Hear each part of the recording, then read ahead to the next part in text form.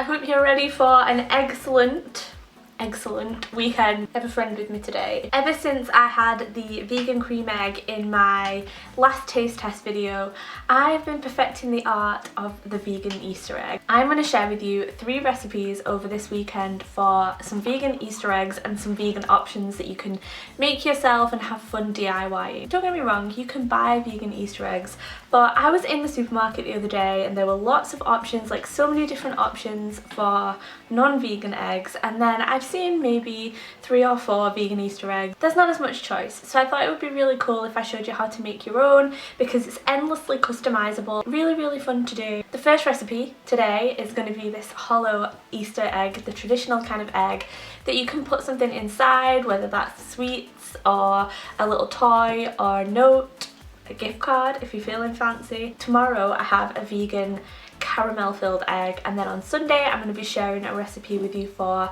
a vegan homemade cream egg. I hope you're excited. I had so much fun filming these videos for you, and without further ado, I'm going to get on with the first recipe.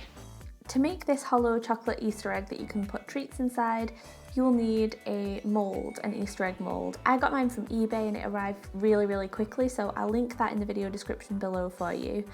And you'll also, of course, need some chocolate, your favourite vegan-friendly chocolate. We are also going to use a pastry brush. This is a silicone-based one, which is much easier when working with messy things. Then you're going to need your treats for inside. I'm using vegan marshmallows and Skittles as well, but you can put anything inside these. So we are going to use a pan and some water to heat up the chocolate, and do this really gently and slowly so that it doesn't change the taste of the chocolate or burn it at all.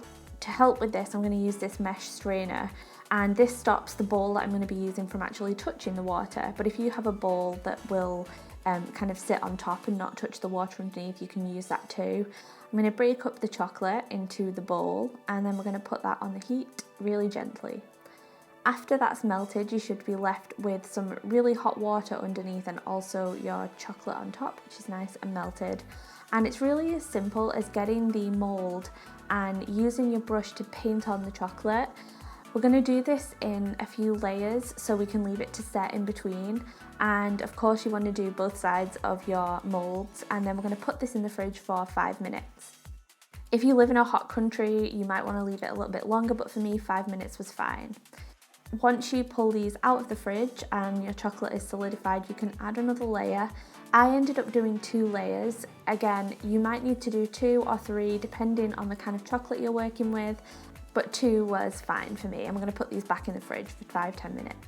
Just to show you some variations of this, I added some chopped nuts into the mould before I poured chocolate in for one of the eggs, so you've got this decorative thing. And then I also added some things onto the inside before I put them in the fridge to set.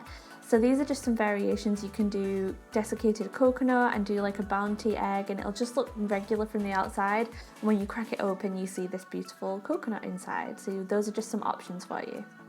So whilst our chocolate is setting in the fridge, we're going to create the little sweets bags, and I'm actually using these bags that are meant for piping icing onto cakes. They work really well, and you can just tie them off and put your treats inside. Once the chocolate's set, you should just be able to pull the chocolate away at the edges, and it should come out without any issues. Look at that egg. I was quite impressed with this. Once you've got the other side out as well, then we can go ahead and add our sweets inside or our gift, whatever we're putting inside, and then seal it up. And you can tidy the edges if there's anything that's really sharp with a sharp knife. So once we put the sweets inside, then we're just going to use some melted chocolate and paint this on and use it as a glue really. So I added this all around the outside, and then you can also add some when the 2 halves are together and just run your finger around the outside, sealing up any gaps that you might find there.